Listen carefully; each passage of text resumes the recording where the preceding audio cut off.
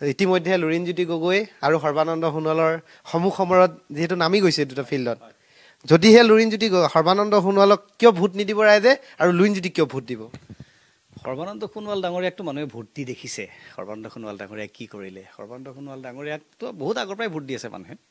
মৰাণত বিধায়ক হ'ল, লখিমপুৰত ইলেকশ্যনত হাৰিল, ডিব্ৰুগড়ত MP হ'ল, মাজুলীত আকৌ বিধায়ক হ'ল।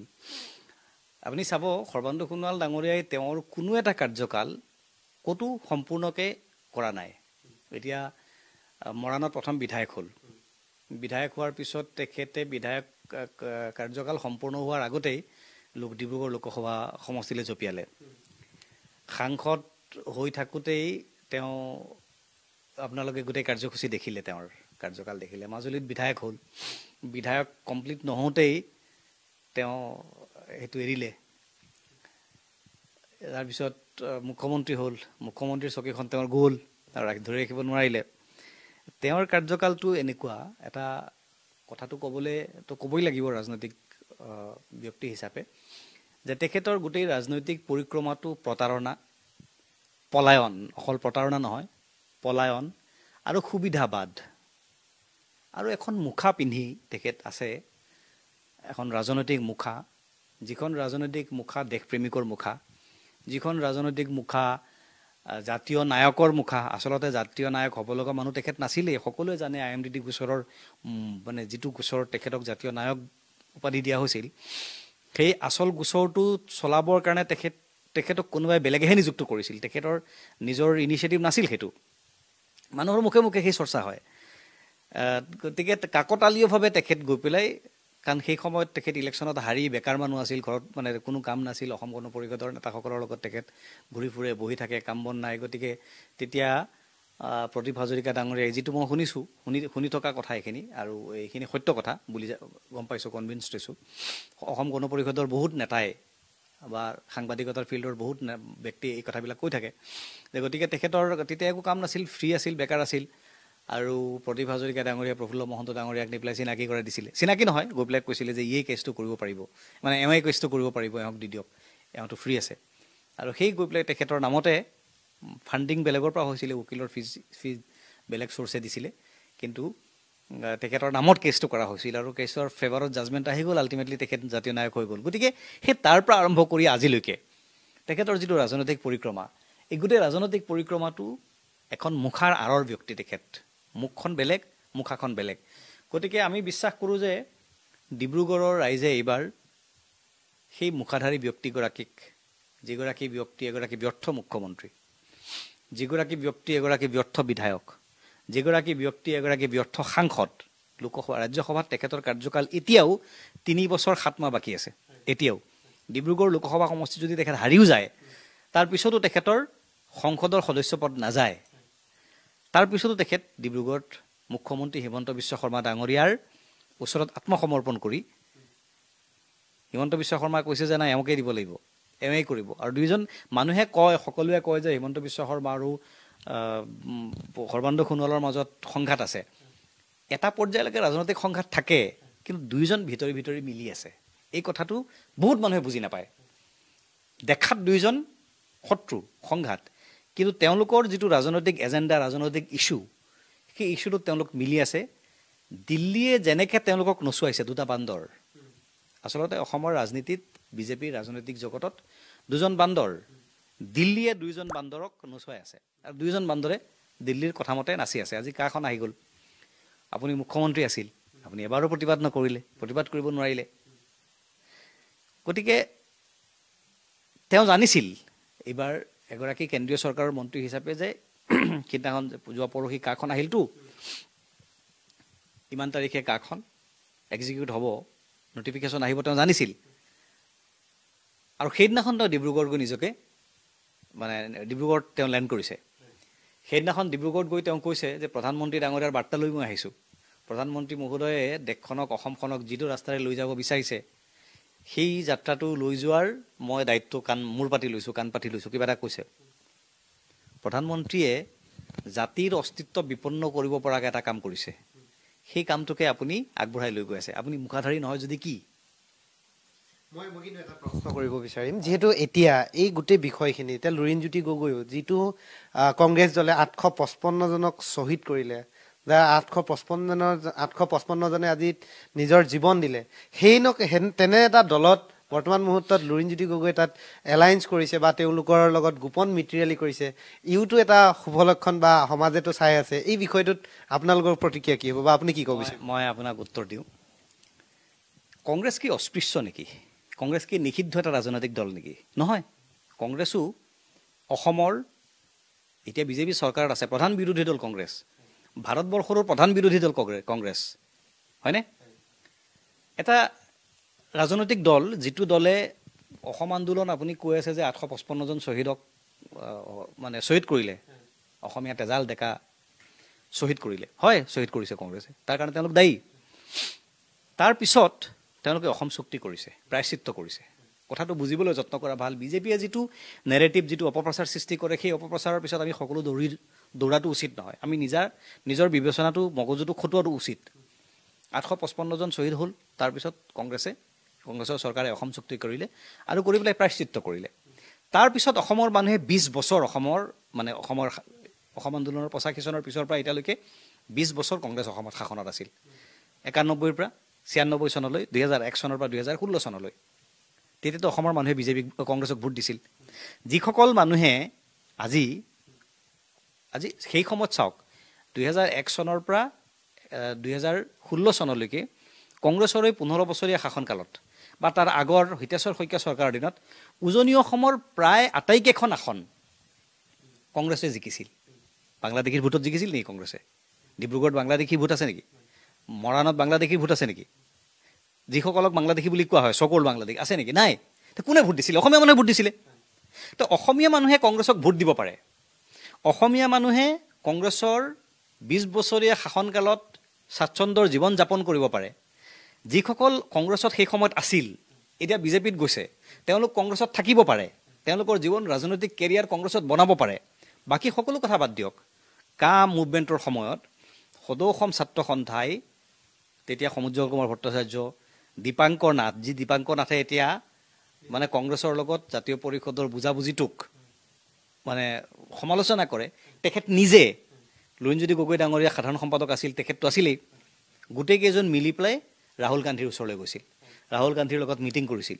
আৰু মিটিং কৰি পেলাই তেওঁলোকে ৰাহুল গান্ধীক ৰিকুৱেষ্ট কৰিছিল যে আপোনালোকৰ দলে অসমৰ পৰা কাখন প্ৰত্যাহাৰ কৰাৰ ক্ষেত্ৰত আপোনালোকে সহযোগ কৰক। আপুনি কাৰোবাক বেয়া পাব পাৰে কোনোবা এটা ৰাজনৈতিক দলক, কিন্তু আপুনি গণতান্ত্ৰিক ব্যৱস্থাত আপুনি সেই ৰাজনৈতিক দলটোক উপেক্ষা কৰিব নোৱাৰে। সেই দলটোৰ আপোনাক প্ৰয়োজন হ'ব পাৰে। কিয় কৈছিল তেতিয়াহ'লে সদৌ অসম ছাত্ৰ সন্থা কংগ্ৰেছৰ ৰাহুল গান্ধীৰ ওচৰলৈ? এই কাৰণে যে এটা জাতীয় ইছ্যু, অসমৰ অস্তিত্ব বিপন্ন কৰিব, অসমীয়া মানুহৰ অস্তিত্ব বিপন্ন কৰিব, আৰু সেইকাৰণে কংগ্ৰেছৰ প্ৰয়োজন হৈছিল। আমি একে কথাই কৈ আছোঁ। বিজেপিক পৰাভূত কৰাৰ স্বাৰ্থত আমাক কংগ্ৰেছৰ প্ৰয়োজন আছে। কংগ্ৰেছৰ ভোট, জাতীয় পৰিষদৰ ভোট, CPIৰ ভোট, CPMৰ ভোট ভাগ ভাগ কৰি দিয়ক। বিজেপিয়ে দেখোন গোটেই জীৱন অসম শাসন কৰি থাকিব, অনন্ত কাললৈকে অসম শাসন কৰি থাকিব, ভাৰত শাসন কৰি থাকিব। গতিকে বিজেপিৰ ওচৰত যিখিনি ভোট আছে সেইখিনিতো আছেই। অৱশিষ্ট ভোটখিনি যদি আমি একত্ৰিত কৰি পেলাওঁ, বিজেপিক আমি শাসনৰ পৰা উফৰাব পাৰিম। আৰু সেই প্ৰয়োজনত, কেৱল জাতীয় স্বাৰ্থত, জাতীয় প্ৰয়োজনত কংগ্ৰেছৰ লগত আমাক নীতিগত বিৰোধ আছে, বিজেপিৰ লগত আমাৰ নীতিগত বিৰোধ আছে। গতিকে যিহেতু নীতিগত বিৰোধ থাকিলেও এটা বস্তু ভাল, আপুনি চাব বিজেপিতকৈ কংগ্ৰেছ ভাল কি কাৰণে। অসম চুক্তিত তেওঁলোকে কৰিলে, মই কৈছোঁ 855 গৰাকী শ্বহীদৰ প্ৰায়শ্চিত্ত কৰিলে। আৰু অসম চুক্তি ৰূপায়ণৰ কেইবাটাও কাম কৰিছে তেওঁলোকে। এই যে আমি আজি নুমলীগড় ৰিফাইনাৰী, গুৱাহাটী IIT, অসম বিশ্ববিদ্যালয়, তেজপুৰ বিশ্ববিদ্যালয়, এইবোৰ বহুত কিবা কিবি আহিলতো। এটা পৰ্যায়লৈকে কাম আগবাঢ়িলে। বিজেপিয়ে অসমলৈ শাসনত যেতিয়া আহিছিল, অসমৰ শাসনলৈ যেতিয়া আহিছিল, কি বুলি কৈ আহিছিল? অসম চুক্তি আখৰে আখৰে ৰূপায়ণ কৰিম, জাতি মাটি ভেটি ৰক্ষা কৰিম। জাতি বিক্ৰী কৰিলে, মাটি বিক্ৰী কৰিলে গোটেই বহিৰাগত বনিয়াক, ভেটি উচন হ'ল। এতিয়া বিজেপিয়ে যিটো দায়িত্ব পালন নকৰিলে, যিটো কৰিম বুলি কৈ আহিল, অথচ তেওঁলোকে সেইটো নকৰিলে, প্ৰতাৰণা কৰিলে নকৰিলে? প্ৰথম ভুল কৰিলে, প্ৰথম অপৰাধ কৰিলে। তাৰপিছত কি কৰিলে? খন আনিলে, অসম চুক্তিৰ আত্মাক হত্যা কৰিলে। কৰিলে নকৰিলে? অসম চুক্তিয়ে কৈছিল বিদেশী চিনাক্তকৰণ বহিষ্কৰণ, হত্যা কৰিলে। কৰি মানুহে ৰাইজে আপত্তি কৰিলে, ৰাজপথলৈ ৰাইজ ওলাই আহিল, 5টা ল'ৰাক এনেকে পইণ্ট ব্লেংক গুলিয়াই মাৰিলে। কোনে মাৰিলে? এই সৰ্বানন্দ সোণোৱাল ডাঙৰীয়াৰ চৰকাৰে মাৰিলেনে? তাৰমানে 855গৰাকী শ্বহীদক দ্বিতীয়বাৰ হত্যা কৰিলে কাখন আনি পেলাই। কৰিলে নকৰিলে? আৰু লগতে আৰু 5জন মাৰিলে। কেইজন হ'ল? 860জন হ'ল।